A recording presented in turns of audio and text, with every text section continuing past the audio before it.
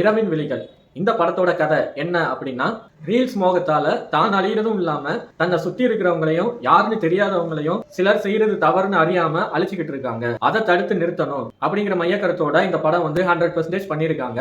படத்தோட first சீன்லயே psycho thriller வந்துடுறாரு. ஒரு கொடூரமான முறையில ஒருத்தரை ரோட்ல இருந்து கடத்தி கொண்டு போய் கொண்டுறாரு. அப்புறமா டூ வீலர்ல வரக்கூடிய ஒரு ஜோடி, அவங்க ரெண்டு பேர்த்தையும் காட்டுக்குள்ள கொண்டு போய் எதுக்கு இப்படி ரீல்ஸ் பண்றீங்க, ஏன் இப்படி ரீல்ஸ் பண்றீங்க, ஒழுங்கா ரீல்ஸ் பண்ணலாம்ல அப்படின்னு டயலாக் இல்லாம அந்த சைக்கோ பேசுற அந்த ஸ்லாங் வந்து ரொம்ப சிரிக்கும்படியாகவும் ரசிக்கும்படியாகவும் அவர் வந்து அந்த மர்டர்லாம் பண்றாரு. ஏன்னா அது ஒரு சைக்கோ வந்து சிரிக்கும்படியும் ரசிக்கும்படியும் கொலை பண்றாருன்னு சொல்றாங்க அப்படின்னு நினைக்கிறீங்களா? அப்படிதாங்க. அவர் வந்து அந்த ரீல்ஸ் முகத்துல இருக்கிறவங்க ஒவ்வொருத்தரையும் தன்னோட காட்டுக்குள்ள கடத்தி அவங்கள ரீல்ஸ் பண்ண வச்சு, இப்படிதான ரீல்ஸ் பண்ண அப்படிதான ரீல்ஸ் பண்ணான்னு பண்ண வச்சு அவங்கள வந்து மர்டர் பண்ணிடுறாரு. அந்த வகையில தான் ஹீரோ ஹீரோயின் அவங்க டீமும் ரீல்ஸ் பண்ணக்கூடிய ஒரு டீம். அவங்க வந்து வேலை விஷயமா அந்த ஒரு ரெசார்ட்டுக்கு போகணும். அங்கே போய்கிட்டு இருக்கும்போது நம்ம சைக்கோ த்ரில்லர்கிட்ட மாட்டிடுறாங்க. இதோட தான் இன்டர்வல் சீன் வருது. இப்படியே ஃபர்ஸ்ட் ஹாஃப் வந்து கொஞ்சம் போர் அடிக்காம ஒரு ஐட்டம் சாங்கோட ரொம்ப நல்லா போகுது. இப்போ செகண்ட் ஹாஃப் எப்படி இருக்கு அப்படின்னு பார்த்தோம்னா, எடுத்த உடனே பிடிச்சிடுறாரு. அதாவது அந்த கடத்தின ஹீரோயினை ரீல்ஸ் பண்ண வச்சு ஒரு எம்ஜிஆர் சாங்கோட அவர் வந்து அடிக்க அந்த ஹீரோயின் வந்து ஆடுறாங்க. இப்படி நம்மளை சிரிக்க வச்சு அவங்கள வந்து கொடுமை பண்றாரு அந்த சைக்கோ த்ரில்லர்.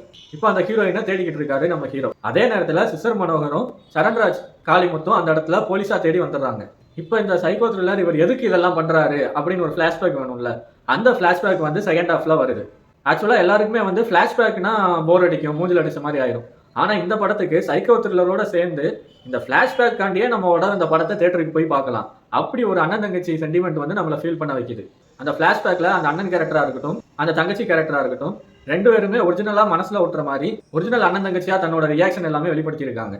இப்போ இந்த படத்துக்கு வில்லன் வேணும்ல, அந்த வில்லன் செகண்ட் ஹாஃப்ல தாங்க வராரு. அது யாருன்னு கேட்டோம்னா சரக்கு சங்கர் அப்படின்னு ஒருத்தர் வர்றாரு.